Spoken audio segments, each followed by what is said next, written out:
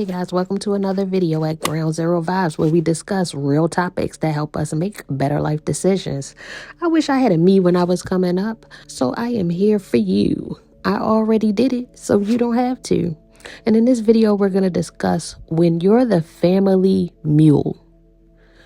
When you're carrying the family on your back with their weight and all of their baggage, you're what's considered a family mule. They ride you until you're completely spent, and it's usually either a rotating door or a limitless favor or space you're holding for someone at the expense of your energy, whether it's financial, emotional, or otherwise. Now, disclaimer, doing things for family is not within itself bad. There's nothing wrong with scratching each other's back or looking out for each other within reason and reciprocation. It only becomes muling and toxic when, no matter what, saving the family from ruins has become the assigned role that only you, as the mule, have to play. When the family becomes so used to your muling, they no longer see you as a person with his or her own set of challenges. They see you as a never-ending resource supply. Sad thing is, they don't care about your life. And if they do show quote-unquote care, you've learned to prepare for the hook. It's like they're gathered around your carcass and keep feeding off you. Only you're alive and can feel it. And when you see it for what it is, finally, you can feel every single little bite. They do give, though, appreciation at first, which turns to compliments. It'll be compliments like, oh my God, you're so good at that. You're really good. See, you're better than me at this. You could do this better. Like, I can't do this, but you can. It's like, you're so capable. You're so good. You got it all together. So, and you eat those compliments up, which turns to entitlement and your disappearance. Nobody sees you, which turns into bitterness, pettiness, and resentment. It's important to identify the roles you play with your family and your upbringing, because this is how you attract partners who do a lot of these same things I'm going to discuss. So, these are signs, 10 of them, that you are the family mule. Number 1, you're perceived as the most capable. Therefore, people are relaxed response-wise around you. You look up and you're doing everything while everyone else is just chilling on their phone or just standing around. People see you as like that super responsible person. So they get to just chill when they're around you. They know that you're going to complete everything or make sure everything is done correctly or done on time or done at all. Number 2, you have super thick skin. Therefore, people are not usually gentle with you. The abuse is comfortable because they can be vulgar and venomous with you and not fear hurting your feelings or ego. They usually think twice about what they say to other people, but they consider you to be strong after all. So tenderness is the furthest from the dynamic with you. And number 3, you're private with your struggles. Therefore, people assume you don't have any or are capable of self-solving because they feel like you should be in constant damage control for them. They cannot fathom you bringing your own problems to your own table. They just feel like, if she has one or if he has problems, they can solve it. It's okay. It's fine. Whatever.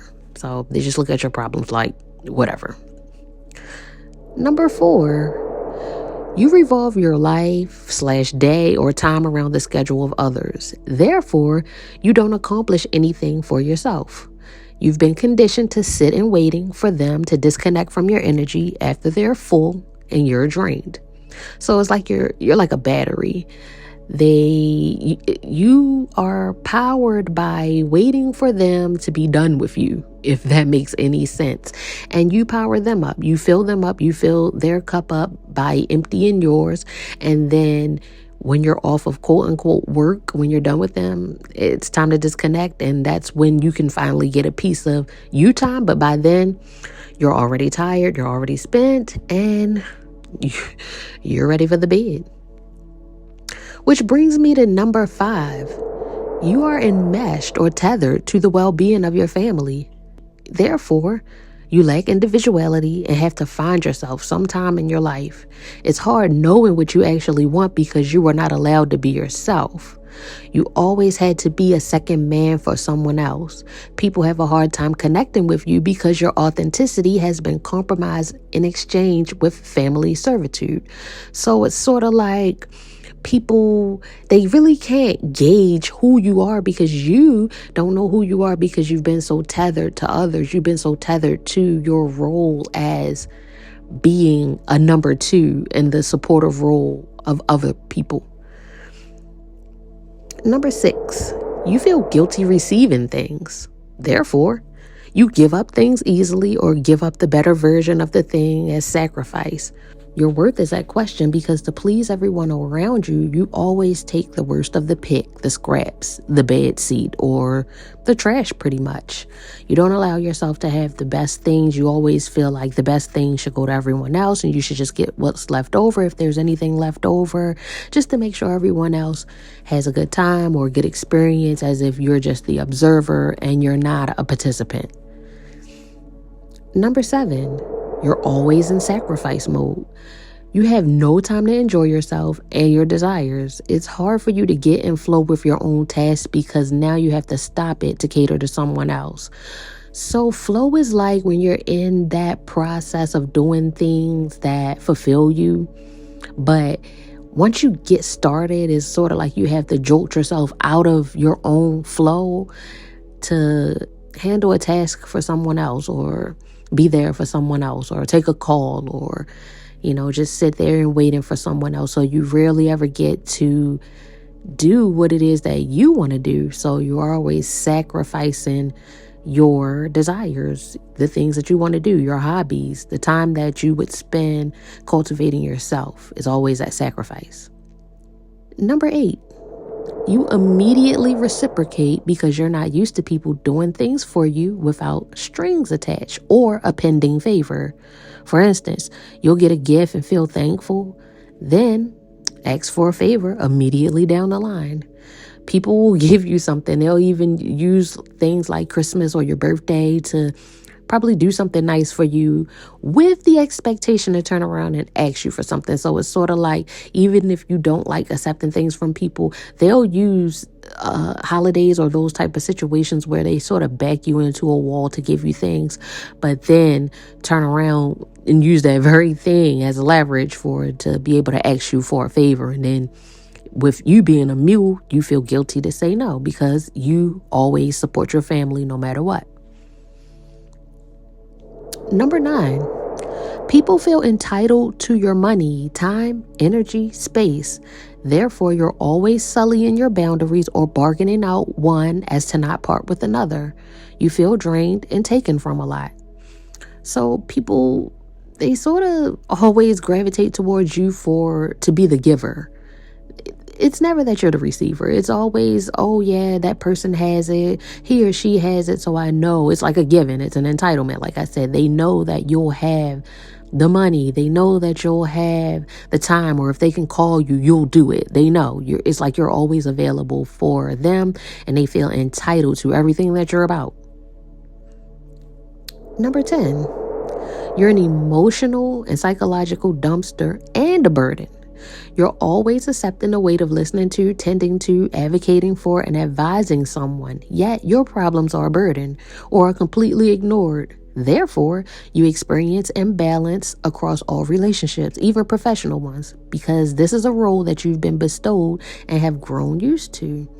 So even though you sit and you listen to other people rant and vent and all of that, and you take it all in, and you have to wear it because they're just transferring negative energy to you, or things that they don't want to deal with emotionally, they transfer it to you. Now you have to wear it. You have to wake up with a headache. You have to be in a negative mode because instead of dealing with things on their own and looking at themselves in the mirror, they rather hand it off to you as someone who is capable of, transmuting things or hearing things and coming up with solutions. They transfer it to you and you deal with it. Now, the problem with that is, if you have venting to do or are emotionally scarred, they don't want to listen to you. Like I said, you're a burden. How dare you complain about anything? You're so capable. You can just handle the problem. Why are you telling me I'm incapable? You're capable. So don't vent to me. Is just the vibe that, a family mule would get from having any type of emotional or psychological issues of their own that they might want to turn around and feel reciprocal to dump on one of their family members. You're just not allowed. Fun fact, did you know that mules are known for being more cautious and less likely to panic than horses? That's why they're often used in mountainous regions, steep trails, and even like places like the Grand Canyon. They're less likely to fall or make reckless moves. Plus, they have discernment. So people like to call mules stubborn, but people trust mules, and that's why they use them when trekking. So that's just a fun fact. If you relate to the mule in your family, it's sort of like people want to keep you at a level at which they call stubborn, but yet also rely on you and your discernment and you carrying the weight of the trail, you carrying people. And here's a bonus one. I'd like to call this number 11. They get strategic about how they frame a problem, so you'll be more compelled to help based on your motivation. So do they tell you sad stories, hopeless stories, banter about lack, or any other framework that influence you to put on a cape without them directly asking you? See, sometimes they know you feel spent by supporting the family so much. So instead of asking you for one or more things, they'll sing a sad song in hopes to pull at your heartstrings. The stories will mention how someone will doubt you'll help them out of a situation, or if they want you to help someone else, they'll run down all the tea to get you in an emotionally related state. Many of them know your weaknesses and what best motivates you, so pay close attention to how stories are shopped to you. You have to begin viewing stories neutrally and for entertainment purposes only, not for fuel for the Batmobile. All right. I want you to take your power back, even though it feels foreign. Little by little, start finding ways to become more absent, less predictable. Take a long time to text back. Don't pick up the phone. Say no. Don't answer. Say not right now.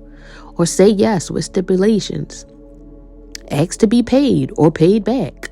And stand firm on your boundaries. Stop trying to control the reaction of people. Free yourself from duty and endless labor. Command respect as someone with their own world. Put the hammer down, stop fixing things, and let it all fall apart. They will not die. And if they do, I'm pretty sure you were not the factor that kept them alive. Stop standing in the way of people's lessons and standing in the way of them learning how to be capable just like you. Stay tuned for part 2 where I break down a cinema example of a family mule. But can we get the discussion started? Does any of this resonate with you? Are you a family mule or do you know one? Are you overly responsible? Comment below. Smell later.